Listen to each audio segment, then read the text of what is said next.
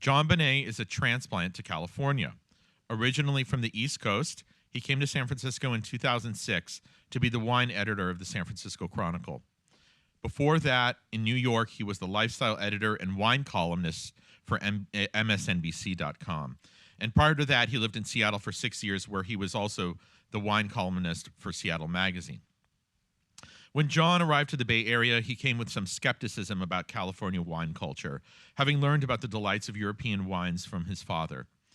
He soon discovered, as he puts it, a ubiquity of oaky, uninspired bottles and a presumption that bigger was indeed better. But California wine wasn't always this way. In 1972, Mick Jagger penned the lyrics to Sweet Virginia. Thank you for your wine, California. Thank you for your sweet and bitter fruits. Back then, California wine was in the midst of a transformation, positioning itself as some of the world's finest and achieving rock star status. Over the course of the past 7 years, Jon Bonné has dug deep, searching out pioneering small producers who work in styles that truly express the uniqueness of California terroir. That quest is chronicled in his just-released book, The New California Wine, a guide to the producers and wines behind a revolution in taste. In a wonderful article this past Sunday, Jon wrote, "The pioneering spirit among today's small producers is as revolutionary as what took place in the 1970s. 40 years ago, the world came to know California through names like Mondavi and Ridge, Montelena, and Stag's Leap. Now a new generation has emerged to play on a global stage. We're going to meet a few of these revolutionaries tonight, David Hirsch from Hirsch Vineyards and Steve Matthiasson of Matthiasson Wines. But before we hear from them, please give a warm welcome to Jon Bonné." So we're going to talk a fair amount about farming tonight, and the reason for that is that Steve and David are both extraordinary farmers, and I wanted them to come because there are a lot of winemakers who could come and talk with us, but it's worth having folks who can talk about the land. But we're going to work backwards a little bit. So as Brian said, I came here in 2006, and California historically has had a relatively good history of welcoming outsiders, and that dates back to the gold rush, to some extent even before. And that wasn't entirely my experience. People were polite, but there was certainly, I think, a sense that this guy from New York had come out to judge California wine. He was going to have a European palate. He was just going to kind of be one of these East Coast elites who didn't know anything about the West Coast, didn't care. And of course, the worst thing was I was from New York, and if you're in San Francisco, the functionally worst thing that you can be is a New Yorker.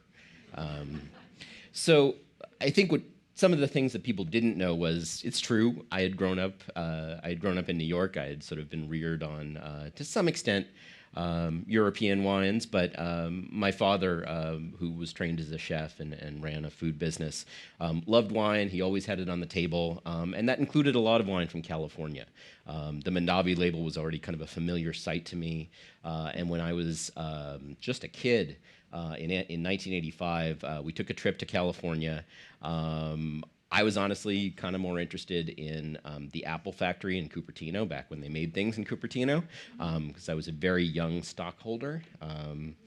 But he took us to Napa, he took us to Mondavi, and it was very clear to me then that this was a magical place, that there was something special. I always, to the extent you have it in kind of a young teenager's brain, I knew the wines were great, and I could sense that there was something nearly magical here. And I always had this kind of fixation on California after that. I was determined I was going to go to UCLA and study film.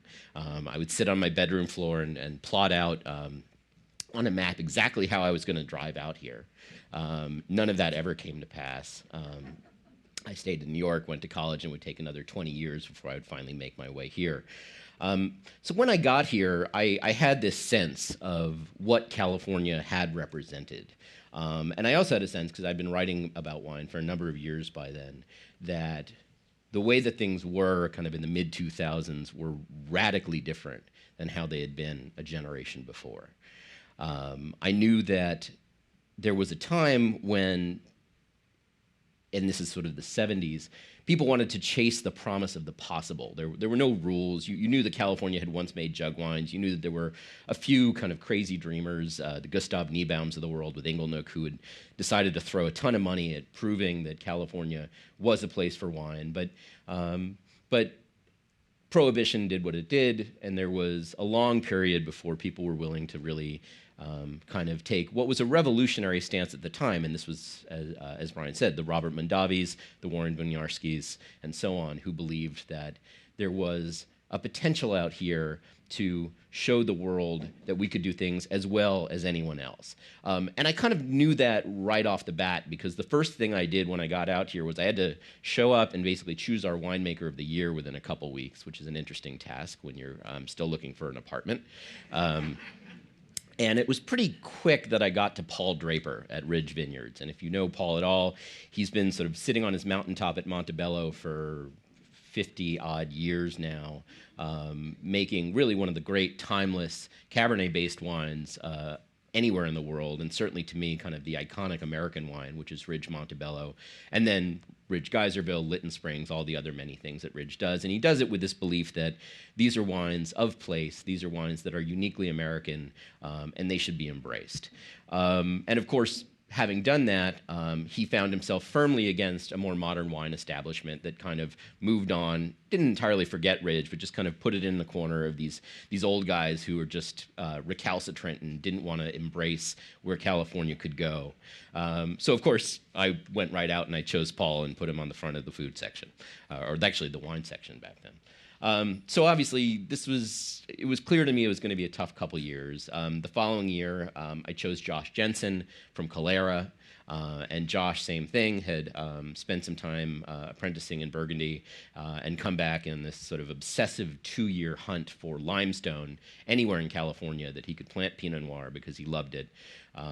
Finally found it in San Benito County, spending a lot of time poring over mining maps, and founded Calera. Calera became this iconic, brilliant Pinot Noir in the formative days of modern California wine, and then same thing, was promptly forgotten as people decided they wanted to move on.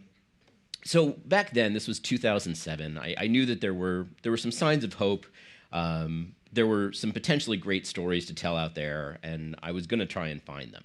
And it didn't take that long. I was sort of foundering for a little bit, and then found this guy named Abe Scherner, who runs a winery called the Scolium Project. And Abe is a former assistant dean at St. John's College and kind of the grand provocateur of modern California wine, in part because he goes to these completely forgotten places, Rio Vista, out sort of the back end of Lodi, chooses these bizarre grapes. No one ever thought that Verdelho, originally from Portugal, would become a thing in California, and yet Abe's kind of pushed it to be there. But it was really that he just was asking all of these slightly naughty questions that the California industry at the time didn't want anyone to ask. So of course that immediately made me want to write about him. So I wrote about him. I kept looking for more people who again, were asking kind of the tough questions. And this was in an era that in the book I refer to really as the era of big flavor, when, hedonism was the only thing that was going to provide critical success in California. You didn't question where a wine was coming from other than kind of a macro way. You knew that there were names, that there were celebrity winemakers, there were rock stars. It was all sort of, kind of very surface and breezy and kind of deliberately intended to not be complicated and to not be snobby. And so what I wanted to find were people who were asking those tough questions. The first of which being, what should wine be in California? And not simply as an industry, wither wine, but as an agricultural product, as a reflection of the farm-to-table beliefs that chefs and that home cooks had really embraced here as nowhere else. That why hadn't wine found its own home in the field? Why hadn't it sort of gone back to being an agricultural product, and that's both one that's based in agriculture, but also specifically a cultural product that food had already sort of gotten to here. The next thing was, again, what had happened to this classic style of wines, these wines that had not only revolutionized the wine world, but really shown the rest of the world that California had absolute talent, it had extraordinary terroir, and it could very, very much compete. The answer to that is complex enough to write a book about. But to sort of boil it down, some of it is economics. If you want to sell wine earlier, if you want to sort of, not have to take inventory of something for 3 to 5 years, and if you have critical tastes that both are happy to sort of allow that sped up process, that want wine to be drunk rather than cellared, you move very quickly from that classic style into something that is much more approachable, would be the kind word. Hedonistic, kind of over the top would be maybe less kind.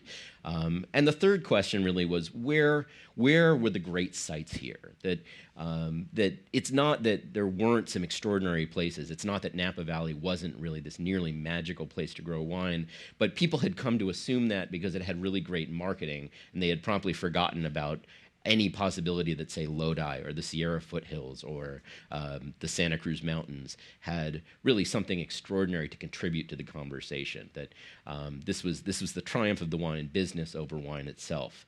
And perhaps the one other piece of that was, were we growing the right things in the right places? And were Cabernet and Chardonnay ordained by God himself to be the great grapes of California?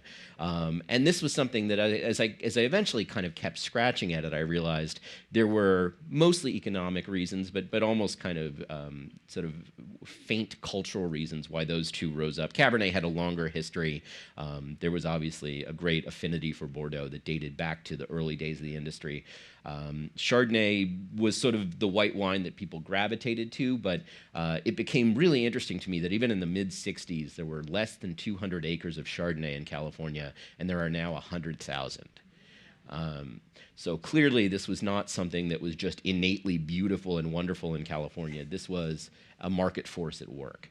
And that took me to the work of a guy named Eugene Hilgard, who was in charge of he was at Berkeley, or I guess he was at Cal, because Cal wasn't Berkeley yet necessarily. But he was in charge of the viticultural reports for the state, and so he would compile these enormous volumes looking at what growers all over, in Cupertino, up in the mountains, in Amador, down on the Central Coast, in Napa, what they were growing, how they grew it, what they harvested it at, what the sugars and the acids were, the type of wine that it made, whether it was good quality or not. And these were every grape imaginable. You read the table of contents, and it's like walking into a wine shop circa 2013.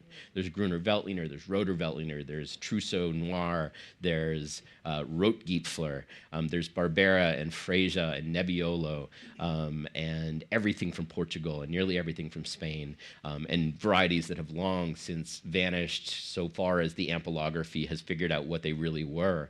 But what was interesting was that really in 125, 130 years ago, there were seriously and officially people asking the questions of what really belongs here, all of which was promptly forgotten. And so what became clear probably by 2009, 2010 was that I was not the only one asking these questions. There were winemakers who wanted to ask tough questions, and rather than sort of chase the easy money, which if you started with a lot of it was something easy to do in California, they wanted to tackle sort of the difficult, more intellectual topics that ultimately, we were talking about this just before, that make wine different from other beverages, that are the reason that very, very smart people decide to walk around in cow manure all day, because they see that wine has a continuity. There is a timelessness to the culture of wine that dates back thousands of years, and even if you are in California in 2013, you're still embracing the same values that the Romans were embracing, the Greeks were embracing. And so it didn't take long for me to realize that what was starting to happen and would eventually happen much more quickly in the past 3 years, the people who were asking these questions were essentially doing, as Brian said, they were doing the good work that the generation of pioneers 40 years before had done. And they were doing it starting not from this presumption that California couldn't produce anything, but from their dissatisfaction with what California had offered so far, and their belief that the right questions, the crucial questions, weren't being asked, and so clearly weren't being answered. And the cost of that was that the world had sort of forgotten about how revolutionary California could be. That once you got outside folks who were just looking for 100-point wine and this passive collectors, and you got outside folks who were just looking for Kendall Jackson Chardonnay, that in a broader cultural sense, the world just didn't care that much about California because they didn't see wines of place. They didn't see wines of intellectual interest. And that's probably a good place to start pestering our guests in a little bit. But I want to just explain how I came to meet and get to know Steve and David. Steve, I got to know through his white blend, which is a combination, going back to Hilgard for a second, of two Italian grapes, Ribolla Gialla and Tokai Friulano, both indigenous to the Friuli region of Italy and far northern Italy, and then two Bordeaux grapes, although Sauvignon Blanc also does double duty in Friuli, Sauvignon Blanc and Semillon. So this mashup of Bordeaux and Friuli, one place in which white wine is absolutely king, one which it's kind of a side note, was not only one of the most interesting wines being made in California, but also one of the best white wines that was being made in the state. So that alone would have been interesting. But as I went up to meet Steve for the first time and drove kind of back into the back 40, right behind sort of working class Napa on the west side of town, and met his wife Jill in their old 1905, I think, Victorian farmhouse, and this little tiny patch of old farmland that they had managed to acquire in a place that otherwise was selling $30 million estates, that they were doing interesting work with wine, and Steve was also a viticulturist for some of the top names in Napa, including Stag's Leap, including David Arthur and a number of other folks. David Arthur? Okay. And functionally what they were doing was bringing an agrarian ideal back to Napa, that this place that had become obsessed with wine palaces and money and scores and oak and alcohol and everything else, that here were two folks who really just wanted to farm. And Jill is actually an extraordinarily talented orchardist. If you ever get a jar of her jam, you should guard it carefully. It's actually in our office. They're now sort of treasure. But they were approaching, and I'm going to let Steve tell you why when he comes up. They were approaching wine in California from the belief that it was still an agricultural product and an agricultural tradition. As for David, it's interesting because I was terrified of David Hirsch long before I ever met him, only because anyone who was really interested and conversant with wine in California knew, or I should say with Pinot Noir in California, knew Hirsch Vineyards, knew that Hirsch Vineyards really was kind of the ne plus ultra of where you got Pinot Noir grapes. Everyone who wanted to make truly great wines, and really sort of the best Pinot Noir winemakers in California, had over time managed to make their way to get some Hirsch fruit. And so the Hirsch name was sort of legend in its way, and I had gotten to taste a couple of wines.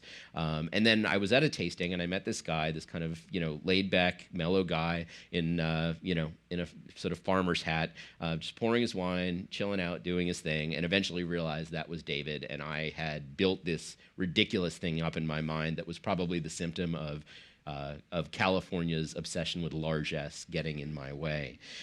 So eventually I went to visit him on this sort of awful, rainy, foggy day, and Hirsch is about as far out on the Sonoma coast as you can get. It's outside the town of Cazadero. If anyone knows where Timber Cove is, it's sort of on the ridge line above Timber Cove, and it is not perhaps the easiest place to get to. The easy way to get there is 5 miles up a dirt road. Go into sort of this bunker of a winery office that they had to get out of the cold and the rain, and promptly just was blown away. Within 10 minutes, he's like, talking about Domaine de la Romane Conti and the farming practices and the importance of diligence, even if you're at the top of your game. And so over time, it became clear that David was a grand provocateur in the best traditions of really sort of thinking about those tough questions, of thinking about why this crazy place out in the back of the Sonoma coast was providing interesting wines and wasn't sort of the result of a deliberate hunt for terroir, but was just something he had lucked into and then tried to figure out. And really was in a way I had never seen almost anyone else in California until, of course, I started talking to Ted Lemon, who's one of David's very good customers and friends from Literati, was really asking the tough questions about the specificity of place and about what it meant, not to simply say, I'm in California, I want to make good wine, but to say, I'm in this specific place, and this place is important. So with that, I am going to have them both come up and join me, and we're going to get into the fun stuff. Welcome. So, like I said early on, you guys are winemakers as well in your way, but really ultimately you're farmers, and that's rare in California because typically now if you're a winemaker, and to some extent this has always been true, you went out, you found grapes that you thought were decent, you paid money for them, and then you sort of spent your days in the cellar. So, what is the importance of not having that split? And that's the whole thing of it, right. Really.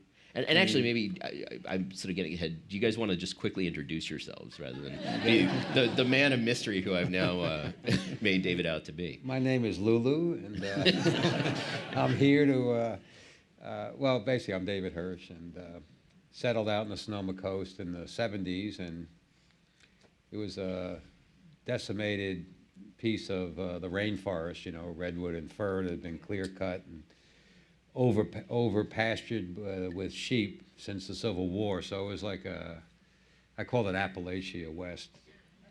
And I just bought it. I think one of the few prescient business moves in my life was realizing in the 70s that California was heading toward 2013.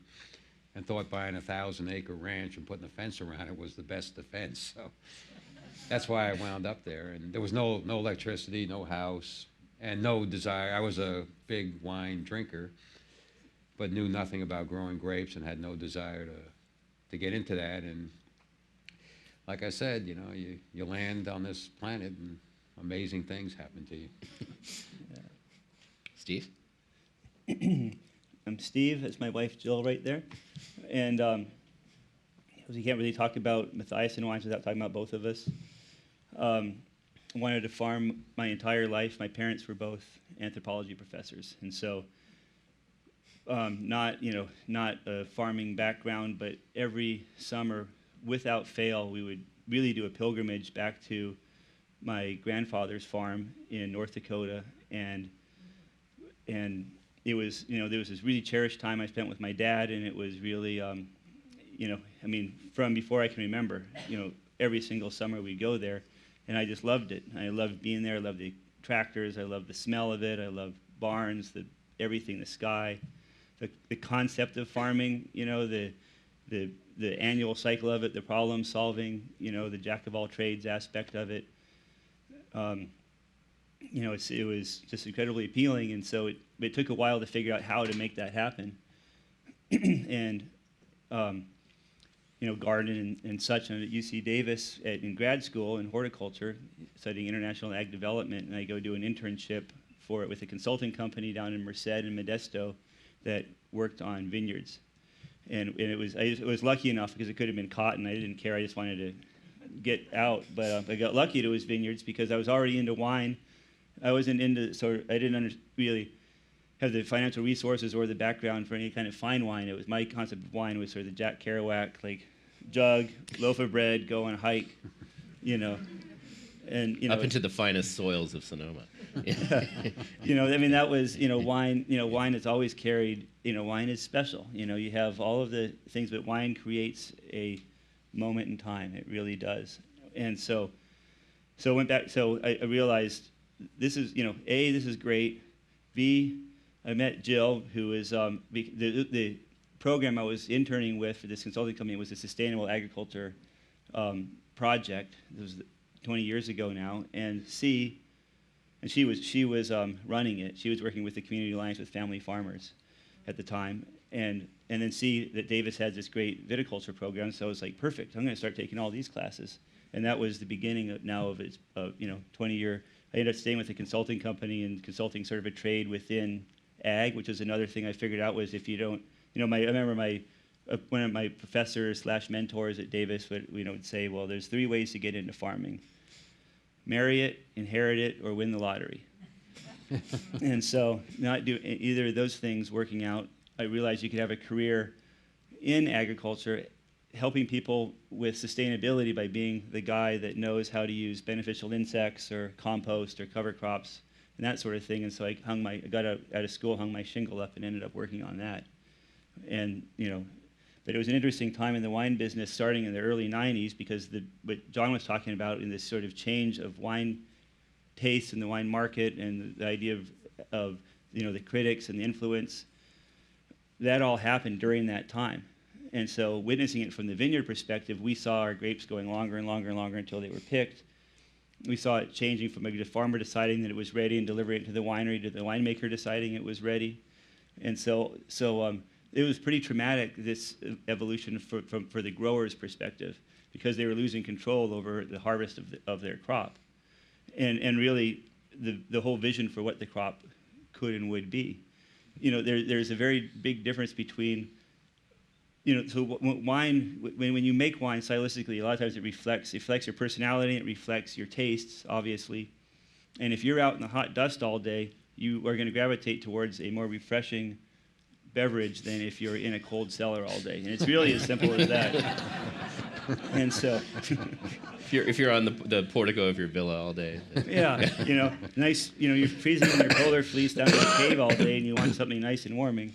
And so the farmers tend to go for the refreshing. And when we started in 2003, that was automatic. We were going to pick the fruit when it still had vibrancy, make wine that had acidity and was refreshing, and and so that became our style. And thank God that John discovered what we were doing.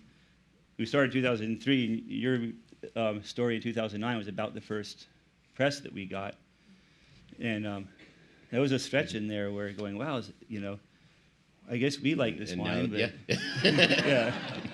yeah. So what happens? I mean, what's from the perspective of 2 guys who actually get out in the field? What is the consequence when you split the role of the guy in the field and the guy in the cellar? What's the impact? You've talked my ear off over the importance of the estate over the years, but what's the impact? What happens? Well, I think the key thing is that what goes on out in the field, and I'm the farmer, I'm not the winemaker, is well, to quote Hank Williams, I mean, you come very rapidly to realize that you're never going to get out of this world alive. There's just no way you're going to figure this out. And, if you get really fortunate, you start, getting really grateful that you can be in this insoluble riddle. And I think what happens, and I think what Steve was alluding to in the 90s, is that technology, and it came into the vineyard too, but it really started cyclopean-like, with that one eye, no 2 ways about it. We're going to pick on this date, and we're going to put 6 grams of this in and 8 grams of that, and, wait until, this happens and that happens. And you just you start losing the control. And, you get out of the normal cycle, the whole rhythm of life, of the vintage, of learning because of what you can't understand by experimenting. And then things got more expensive. Land got more expensive, equipment, the whole investment. People started talking about we can't afford to have a bad vintage.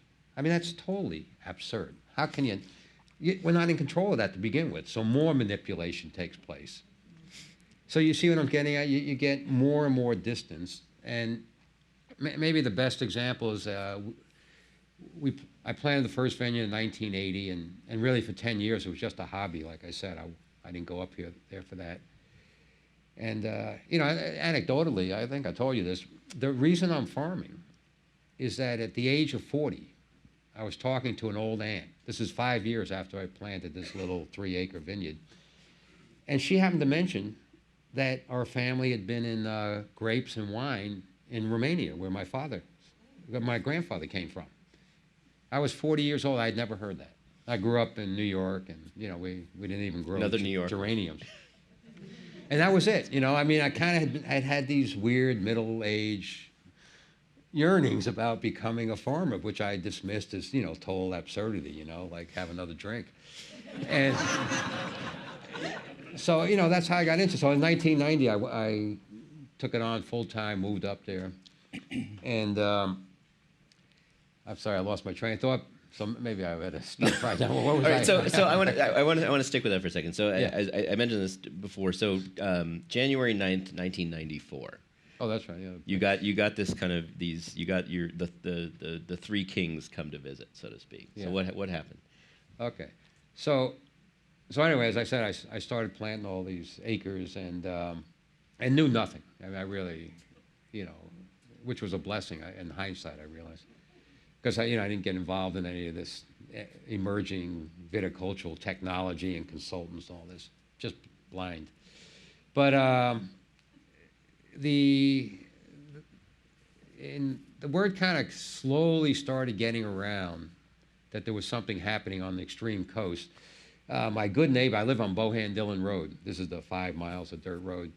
And the Bohans, who have been there since the 1880s as farmers and loggers, had planted some vineyards in the early 70s. And just to show you how things used to work, they went down to the tasting room at Corbel in Guerneville, and they used to make a lot of brandy, So old Mick Bohan, who was one of the salt-of-the-earth individuals, goes in there and says, now what sells the best? So they told him Zinfandel and Cab and this and that. And fortunately, they said, also this Burgundy sells pretty good. I don't think they called it Pinot in those days. So he planted a couple of acres of all this stuff. And the guy that got me to plant vineyards, Jim Beauregard from Santa Cruz, had really amazing, he was a partner in one of the great wineries of the 70s called Felton Empire. And these guys, they bought fruit from Robert Young, one of the first. They were making Baron Auslaces from Central Coast fruit. And you won't believe this. I mean, if you know any of this background, Leo McCloskey was the winemaker. These were like the kind of wines This is the guy that who, John was yeah. talking about from the 60s and 70s, Incredible wines. So We should say Leo is sort of the master of bringing science into the cellar. Yeah. No, this was afterwards. Yeah. Well, they went bankrupt. So and then they almost drove the Bohans bankrupt because Jim Beauregard had, after he came to visit my place, he was my drinking buddy. And he was the one that got me to plant this 3 acres. And he started buying the fruit from the Bohans, and they went belly up. And, and the Bohans then swore they'd never sell to anybody less than 1 million cases a year. So that's kind of how all that happened. But anyway, they made in 81, they sold some fruit to a neighbor of mine. It was called Sea Ridge Winery. 2 marine biologists. So they had joined my property. They're gone now. And they won a gold medal at the Sonoma Harvest Fair. So that was really the first gong from the true Sonoma coast. And then Helen Turley and John Wetlaufer got interested, and the flowers started looking around, and Steve Kistler was helping them. So in '94, I got, within 1 month, Ted Lemon, Bert Williams, and Steve Kistler all showed up at my doorstep. And I tell you, other than Calera and Chalon, I couldn't stand. I didn't even know who these guys were. I was still buying Burgundy, to take care of that. So that was really, and I had just gotten electricity, and we were starting to.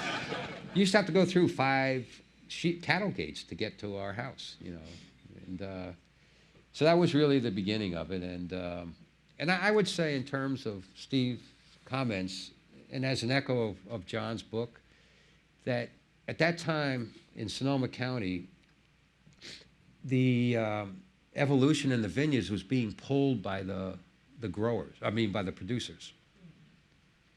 And where I saw the change was around, I'd say, 97, 98. And at that point, some of my customers wanted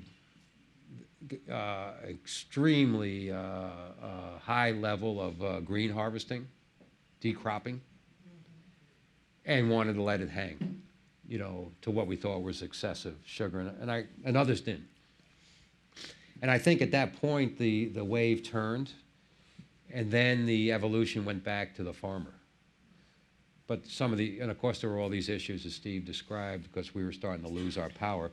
And one big thing that did happen, I remember having this great conversation with my Lord and Sovereign, Steve Kistler, where I was trying to get another couple of $100 a ton. And finally it ended with my statement. I said, Steve, you are spending more money than I'm asking for in your vineyards. And if you pay me this price, you get me for free. And I realized that we were still sitting in the feudal age. So the next year, after that conversation, we entered into acreage agreements. And that's a kind of unknown or kind of a inside deal, but instead of selling by the ton, we would sell by the acre. And basically the winery would have to pay that price no matter how many tons. And where I am, we've had years where we've gotten a half a ton an acre. The average is maybe 2 tons. Last year we got 3 tons. It was a record year. But what that did is that it returned us to a quality modality, where basically the producer became responsible for the quantity, and it was on our shoulders to deliver the quality if we were going to maintain the contract. So that was maybe the last big change, where the investigation of soils and terroir and the real commitment and marriage to the land went back on the shoulders of the grower. And the winery could turn on the garden hose and do whatever they wanted with the As long as you got paid. Yeah. Right. So I was just going to say the acreage contract is still very rare, but it's really the way things need to go. If we're going to maintain this, because you have the farmers and you have the wineries, and that's part of a California tradition. It's not a worldwide tradition. And since we have this dichotomy, to John's original question, everyone wants to exert control. Everyone wants to have some influence on what they're doing.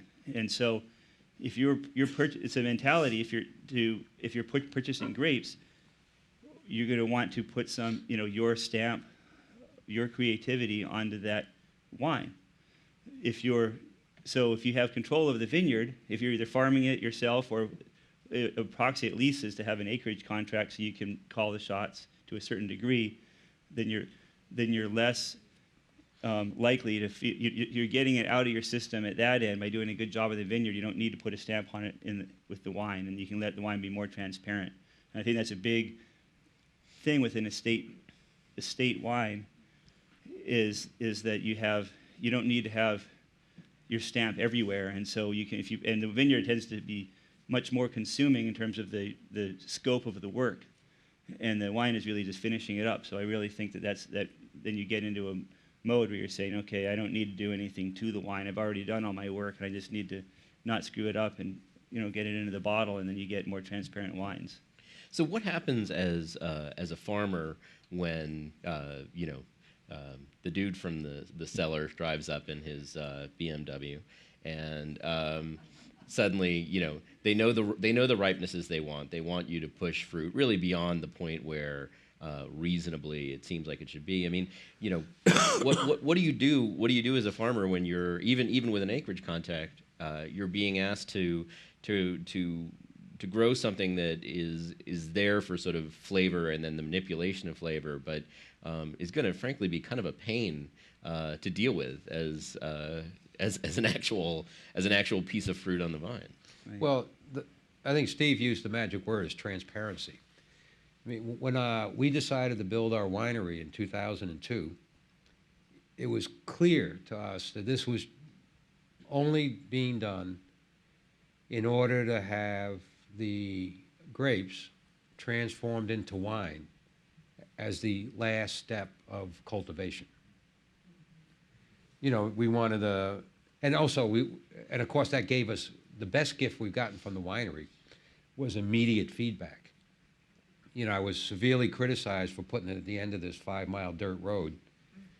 We still have, we finally, 3 years ago, I got PG&E to take over this 5 miles of power lines that we built in the 80s. We just like built this long extension cord. And Jesus, you know, that's another book. You know? So we have limited power. We can't get a bottling truck up, so we have to bottle by hand, and you know this, that, and the other thing. But this process of transformation does maintain its I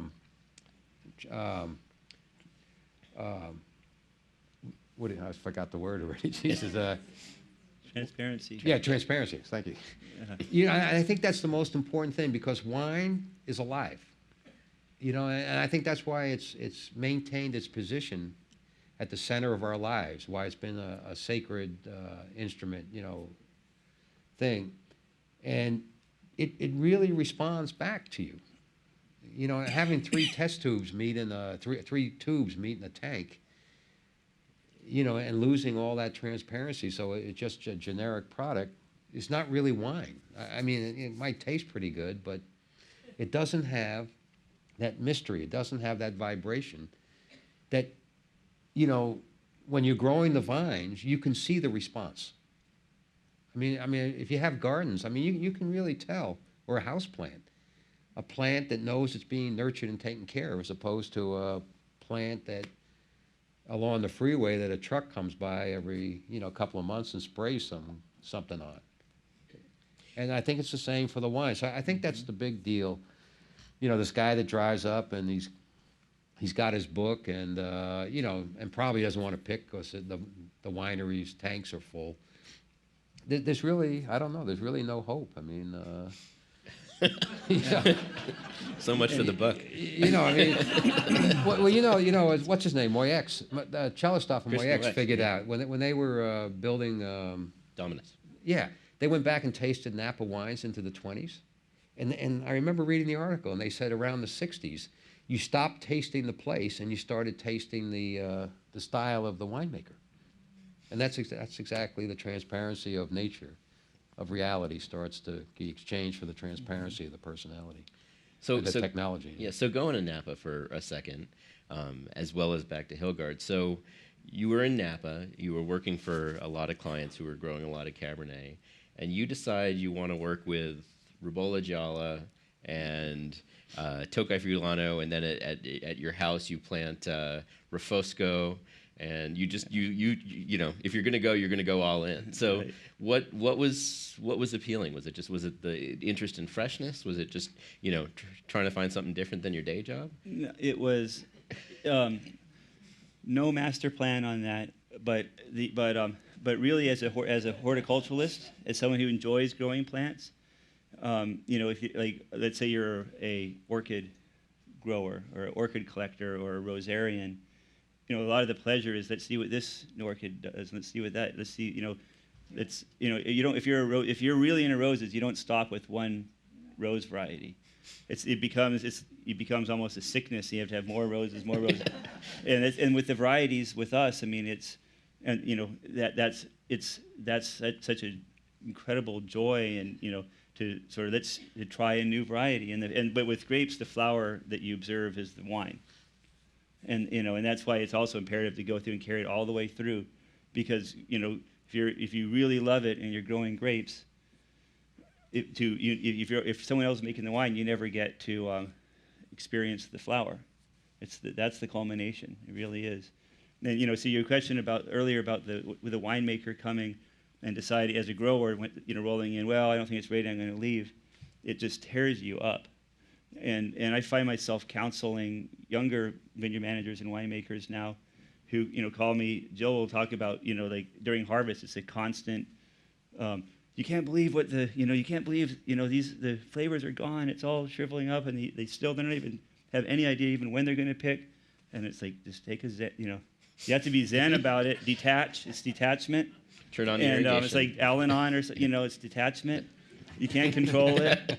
And what you need to do, I tell them, is you need to start making your own wine, because that's the only way you're going to get any kind of wholeness into because you don't make, just as an aside, you don't grow grapes for the hours, because the agricultural work week are 6/10s.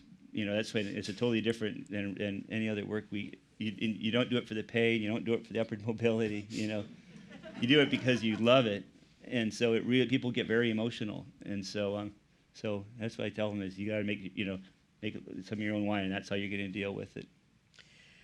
So let's talk about one of my favorite things, which is what I call the myth of sunshine.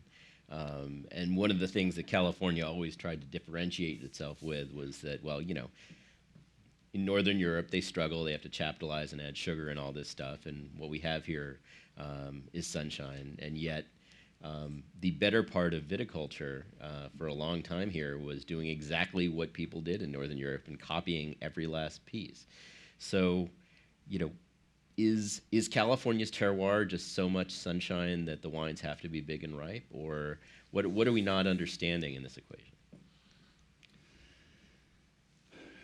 There's this concept, restraint, and that's one of the reasons I love Italian wines and sort of look at Italian wineries more for inspiration in terms of to learn how things are done than a lot of Europe, in the sense that a lot of Italy, you can get it as ripe as you want. Or, Spain would be a similar example. And so they, rather than just get it as ripe as, a lot of Europe, it's just how ripe can you possibly get it, and you hope to God that it's ripe enough, basically. But we don't have that situation, so that's why we can learn so much from places like Sicily that have, with incredibly bright, fresh wines. They can get it as ripe as they want, but they figured out balance. And we have that in California. You have this, just because you can get it big doesn't mean you have to. And you have this amazing ability with our weather to do anything you want, basically. So what do you do? Because this is, this is a topic you and I have talked about, and it's one thing if you're struggling, but it's another thing if you happen to be a viticulturist in Napa, who a lot of people listen to. Okay, well, there's a couple things.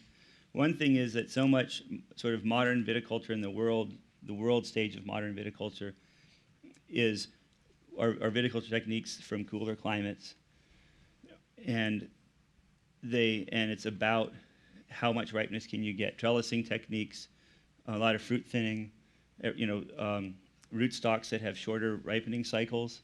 Clones, the modern clones from France are shorter ripening cycles than the older clones that we have. Like Pinot is a great example. Pommard or Martini are much, versus the Dijon clones. They're totally different in terms of when they get ripe. Cabernet is the same way. So a lot of the new technology that, and we replanted the whole place basically in the 90s. And so in the 90s, let's replant to the after phylloxera. So let's replant to the most high-tech stuff possible and all that, and really looking at France. And so now we have vineyards that get really ripe. And so we have to sort of change things. We change things by less leaf removal, keep more shade over the fruit, put cross arms on the trellis, leave more crop out there, water less, especially late in the season. This is for pretty expensive Cabernet. This is for the people who otherwise would be, growing raisins. Yeah. Yep. And then there's a big thing of picking before it gets too ripe, and that's so hard to do as a winemaker walking through and tasting. It's is it ripe enough? Is it going to be good enough? Am I going to make my boss proud? As the reviewers see this wine, is it going to have enough impact compared to all my neighbors? Is there a lot of pressure? Your wine's going to be compared to everybody, and so the safe thing is let it get a little bit riper, and I'll be covered. Yeah. And so. One of the first things you disabused me of, David, was the notion that you were sort of stuck out in the cold. Yeah, this is all nonsense. I mean, I mean, you want to be in the, I mean, I lived in Alaska for a couple of years up, and we used to go to work at 50 below. I was young then, so. But, you know, I live in a place where we don't have a climate, we just have weather. I mean, it's, I'm not exaggerating. There's no 2 years that are remotely similar. And because, you know, you can see the ocean from the site, we're in the rainforest, but we're at 1,500 feet, so it can be 108 degrees if the winds come from the right direction. But we're also surrounded by rivers, so we have this river ecology. So we have basically we're at the junction of 4 ecologies. And like I said, I started out knowing nothing, which turned out to be a blessing, because it didn't send me off in one direction. And what Everardo, my vineyard manager, and I have learned, he came out in '89. And he lives there. We all live there. It's very interesting. We're at the end of this dirt road. It's over an hour to get to a grocery store.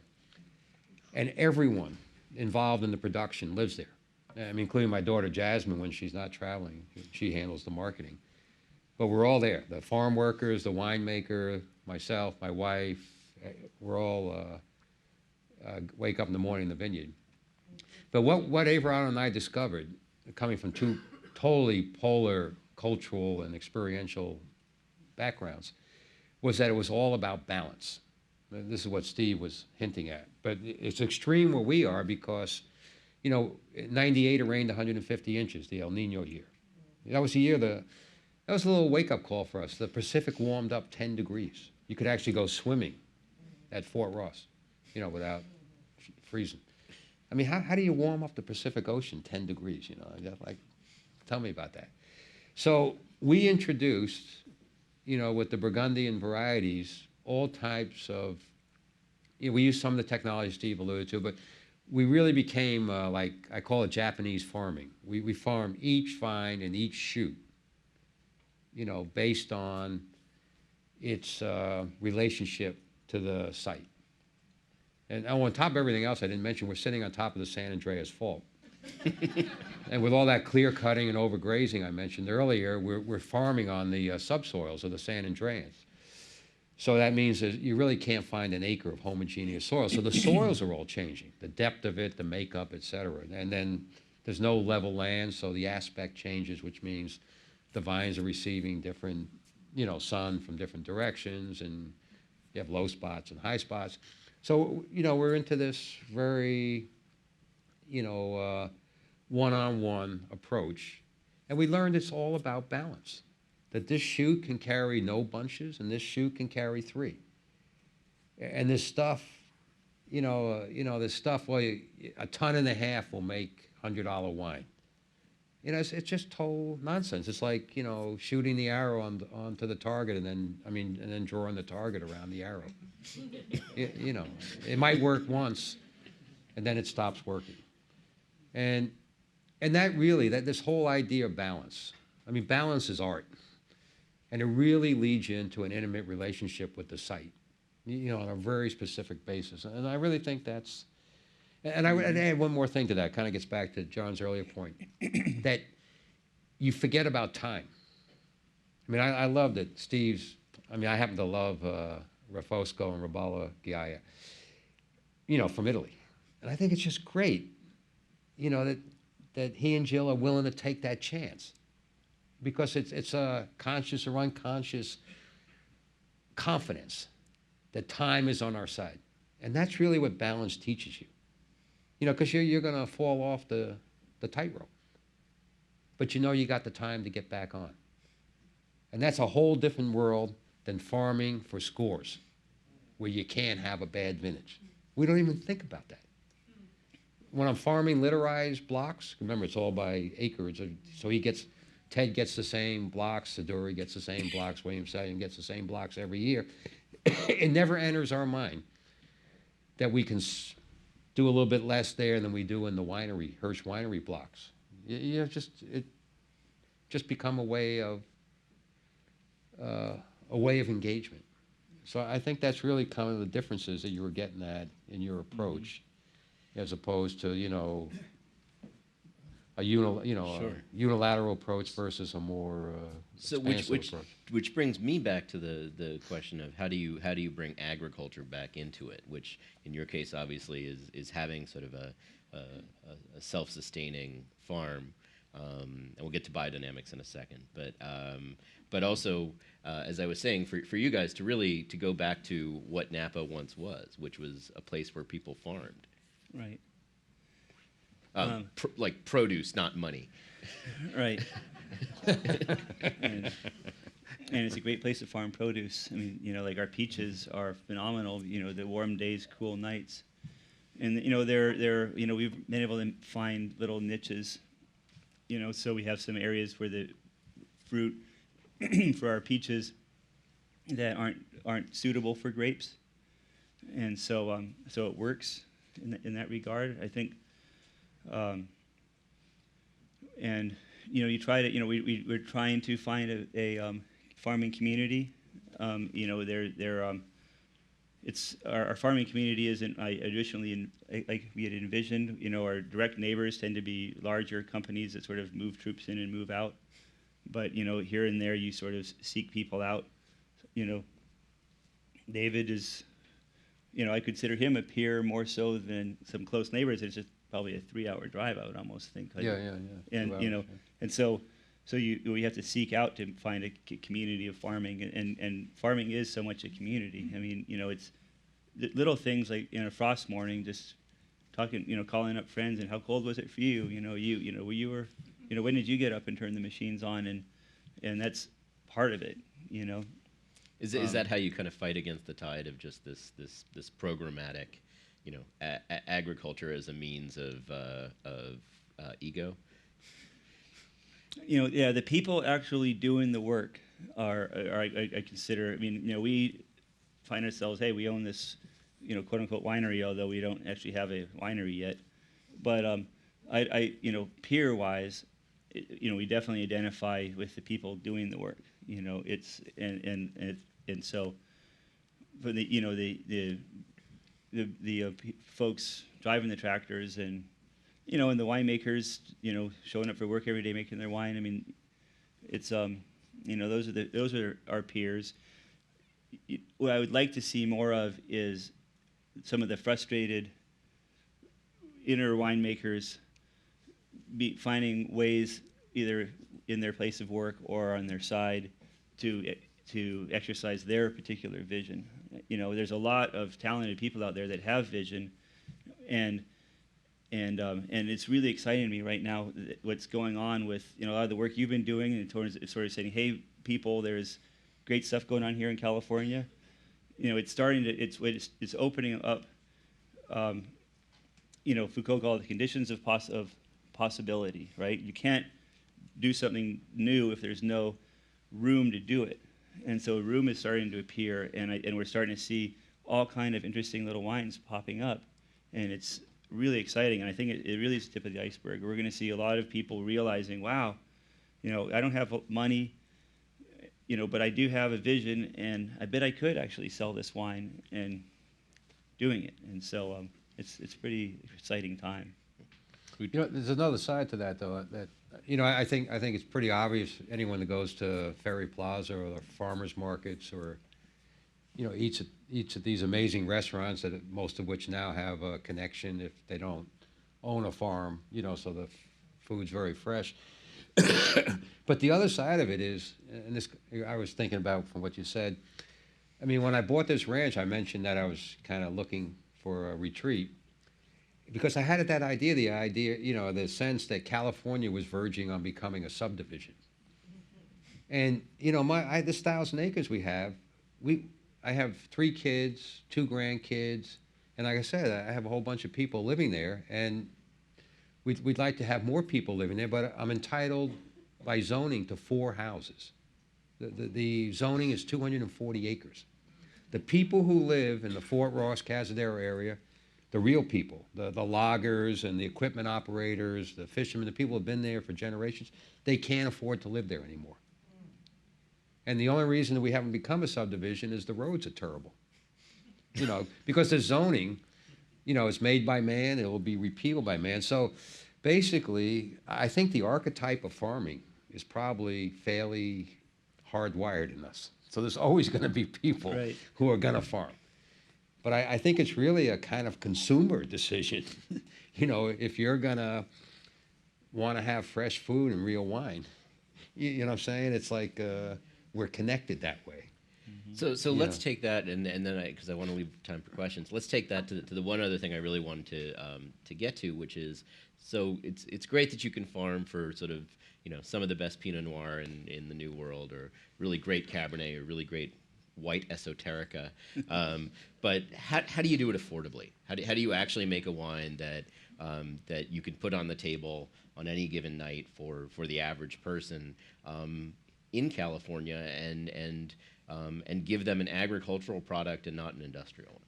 Because there's, I mean, one of the things I know in the book is, you know, 2/3 of the wine in California is made by 3 companies, and so this is by volume. And so, you know, how do you go against that and actually get back to bringing people something that is an agricultural product, that's not $80 a bottle? It's tough. You know, it's, I mean, from a hard-nosed actuarial point of view, it's, I think Steve alluded to it earlier, it's a disaster. I mean, when you really calculate the risks on the farming side, you couldn't charge enough. And you're going to have the wine if you stay afterwards. So we brought our, we call our village wine. It's a estate wine. No, I'm sorry, it's 2011. It's actually a great year, but we did have some neighbor's fruit in that. It's not 100% estate. But this wine is like our entry-level wine. It's like $35 a bottle. And the only way we make money on that wine is if you buy it directly from us. When we sell it directly, when we sell it through the distributors, you know, we're making a couple. We're not really paying the rent with it. It's really hard. Steve? Well, I mean, we're trying to tackle that, and we're tackling, there's different aspects of that, you know, because we have some wines that we're trying to make some of the best wine in the world, and it's expensive, you know. Where we're doing that is expensive land and expensive cost of production. And like our red, for example, I mean, our current release is 2009, so we're holding it. I mean, everything is stacked against that being an affordable wine, and I'm okay with that for our red, for example, because again, we're not compromising on that. And I think that there's a role for in any artisanship to say, I'm going to make the best in the world, and most people can't afford it, but we can't afford it really, but that's okay. That's what that is. But then you have lots of other things. And so we have, at the very opposite end, we have our new brand called Tendu, and that's a liter of wine for $21. And anyone can afford that. You know, maybe not on a nightly basis, but anyone can get that on a Friday night. And that's something that we're very proud of, and something that means a lot, to make a handmade wine that people can afford. And for there, we have to get away from the coast, you know, that's in the Central Valley. We managed to find a situation where we can control the farming in a vineyard, and get the fruit, and then so that gets the cost down because of the land cost in the Central Valley. You know, the production, the winemaking style, it's young, so we're not holding it for a long time, and you know, focus on, you know, the package, all those things to try to get the cost down, and it is doable. It's absolutely doable. Excuse me, but you see, I'm sorry, did you want to finish? Oh, I was just going to say, but that, you know, you have to look at site. You know, it's going to be tough. And is it coast. controlling? Well, no, that was exactly the farming? point I was Yeah. going to add on. That we've often had the situation we can get fruit from neighbors cheaper than we can grow it ourselves. Yeah. But then you lose not just the control. You might be able to control the farming, but then you got to get in your truck and you leave your farm and you go to that guy's farm. And you don't really, you know, you control the manipulations, the operations, but you don't really, you don't have that intimacy anymore. So there's the push-pull. You know, that's why we decided to become 100% estate and not bring in our neighbor's fruit. Right. You know, not because of the economic reasons, but because of the value reasons. Right. I think now's probably a good time to start with questions, and Brian is going to help with it. And I think we've got at least one already. We have mics on. We have mics on both sides, so raise your hand if you have a question.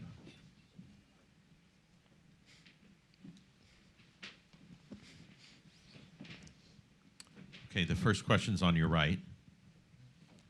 My question's for David. I've had the opportunity of tasting many Pinots that come from the Hirsch Vineyard, and I was wondering what your reaction is when you taste these wines made by other producers after the fruit leaves the vineyard, since you take such pride in growing these grapes, and once it leaves your property and gets in the hands of the winemaker, what your reaction is when you taste these various producers. Well, Does that make sense? Oh, yeah. As a matter of fact, built into the contract is we get a case, we call the grower's case. and to be honest with you, we can't drink it. You know, we're not getting it as for gluttony, but we're getting it to see how the wine from that particular part of the vineyard age over years. Plus, Everardo and I, we go down when the wine's still in barrel and taste, so we can get that feedback. So that's really what we're after, is to, not so much as a QC on the winery, but to see how, you know, the site is evolving through that particular winemaking style. And it's you know, as far as losing control, I don't think that's really in this case, you know, as a farmer, the big issue.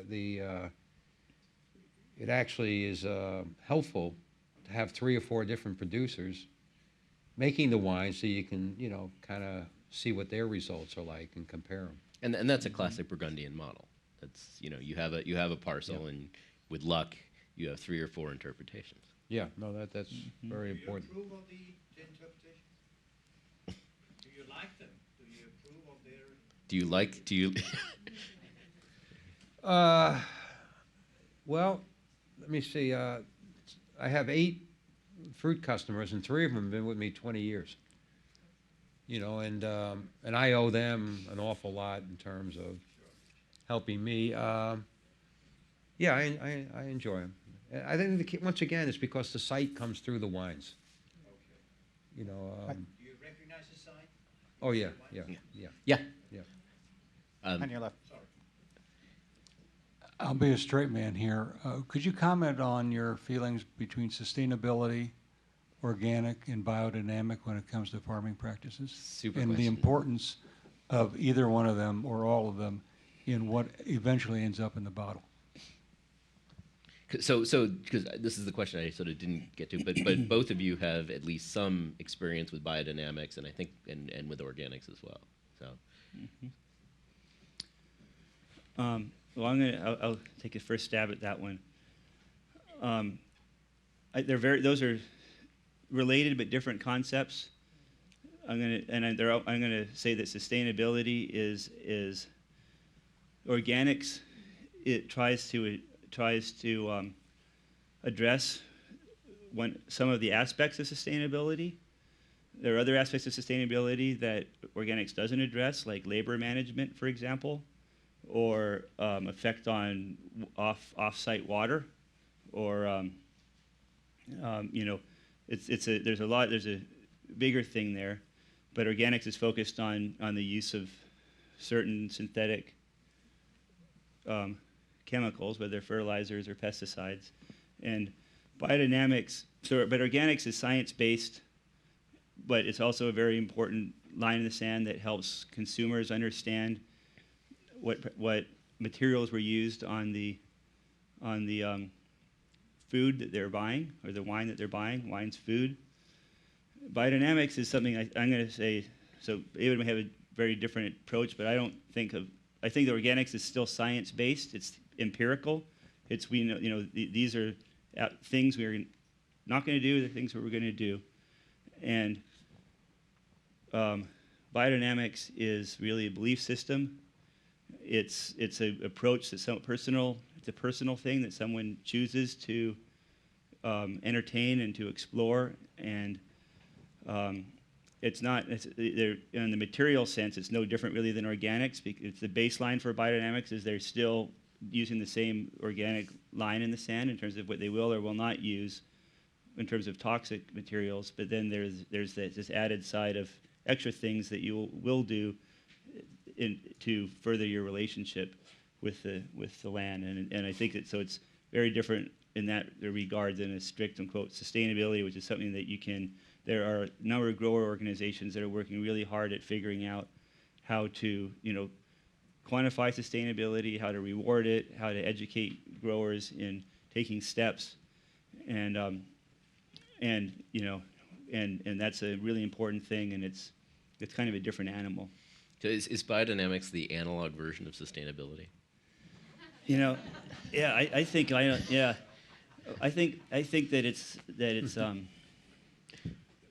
farming. One of the reasons that sustainable agriculture is such an important thing is that farming you're using land, you're controlling expanses of land, and no farm is in a vacuum. Everything is in a farm is affecting the whole watershed. Workers are being affected, and consumers of the product are being affected. A bird that flies through is being affected. So there's a responsibility as a farmer to society to sort of modify your practices so that you're not doing harm, basically. And so there's a lot of pressure on farmers for these reasons to be more sustainable. And that's all things that are measurable. And biodynamics has a serious biodynamic person may say it has an impact on the neighboring areas, but it's not on the material plane. It's a very personal thing. So it's really not about society. It's about the individual practitioner of biodynamics and their relationship with the land. I think, but I'm curious what you're going to. I just want to add one thing to that. That to me, well, first of all, operationally, I mean, as long as you're not in the church of biodynamics, that it's when I got interested in it, struck me as it was the best approach for really forcing you to pay attention to your farm, because you just can't do it conceptually. But I think in terms of our conversation here, the key element that really is a feature of biodynamics, it's all about evoking the individuality of the farm through the individuality of the farmer, through the growth of the farmer, the choices you make, including the impact on community, on the greater ecological system. But it's really about, growing up or finding a piece of land, deciding to farm it, whether it's, animals, whatever. And then over time, uncovering that place's identity through the more and more conscious choices you're making yourself. The rest of it, the burying the cow horns and the spraying and the cow milk, that's all kind of out, tangential stuff. It's really about being there. You see that movie, Being There? Yeah, if you want to walk on the water, just be there. All right. Good evening. Thank you very much for your presentation. The question I have relates to the growing use of vineyard management companies or farm labor contractors by the larger wineries. How can they improve their wines using the same techniques and try to keep their prices in line so the general population can enjoy some of the better wines? Steve? The guy who's been walking this tightrope for a long time. Yeah, because that's really, the vineyard management companies, so if people don't know what that is, it's basically sort of like if having a landscaper come in and do the work and leave. So you own a vineyard, you hire a vineyard management company. And I wouldn't be surprised if the majority of the acreage in at least Napa and Sonoma are farmed by vineyard management companies.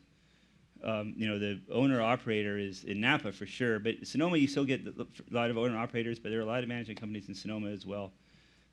And so that's totally changed things. And boy, I don't know, because back to the concept of having a relationship with a piece of land, and it's a very different dynamic.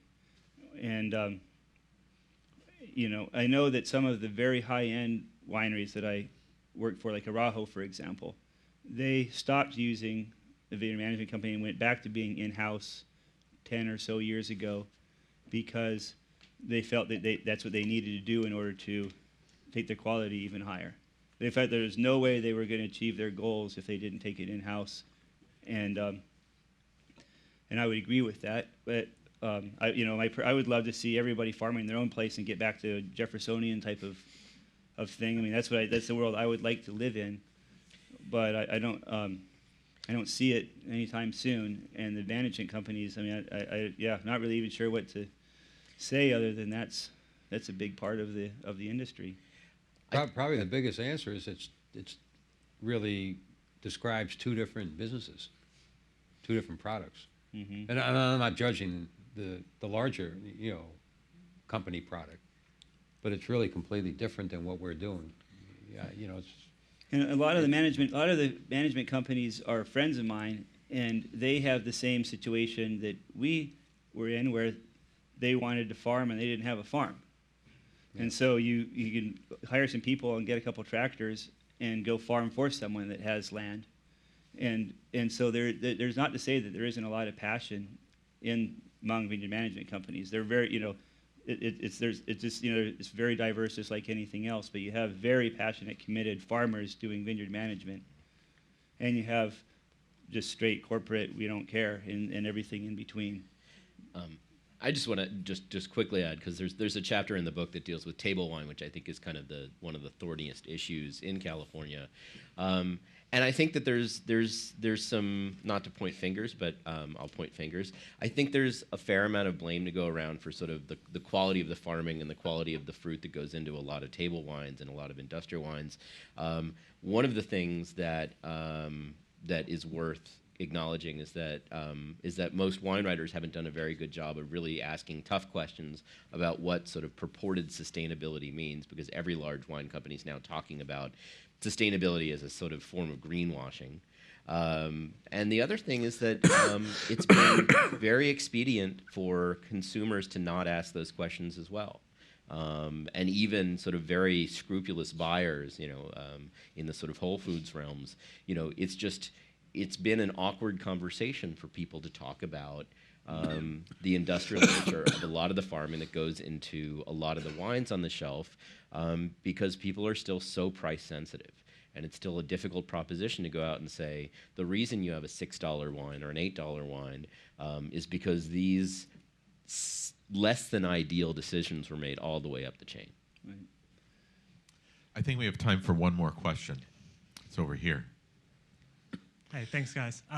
So we talked a lot about the role of the farmer here and how that has been changing over time. But earlier in your opening remarks, you alluded to Abe, who is a producer without a farm. So how do you see the role of the producer, the winemaker, tying into this return to agriculture, as you put it? Yeah, Abe is either a winemaker without a farm or a crazed philosopher who likes to play with grape juice. I think that's the fundamental tension that is there for the modern winemaker in California. Again, there's a chunk of the book that deals with this, which is that functionally, as a relatively new winemaker here, you will never have the opportunity to own your own land. The economics are just against you. And so, in Abe's case, it was some matter of saying, well, I'm going to go out and hunt for places that interest me and grapes that interest me and look at sort of the utterly improbable and then make wine out of it as this kind of grand exploration that may sometimes work, and hopefully I can sell it. It's maybe not the slickest business model in the world, but but I think that there's folks who are doing that maybe less far out on the curve, but who are simply saying, I believe that there's a culture to this. I want to be a part of it. I want to sort of look at these difficult questions about what the meaning of California wine is, and knowing that I'm not going to go find my own land. I'm either going to share crop, essentially, which is functionally what leasing is, but there's different ways to do it. But essentially to start taking back more of the farming controls and inputs yourself, or I'm going to kind of haggle with growers who will get me closer to what I want so that I can make what I want. And I think there's no easy answers. I think, like I said, economics have left us with a difficult path, but one that there's enough people pursuing that I could fill a book with them. Right. Thanks, everyone. We have the wine tasting, the book signing afterwards. Please be patient. There's a lot of you. But give a big round of applause to these folks for coming. And thank all of you.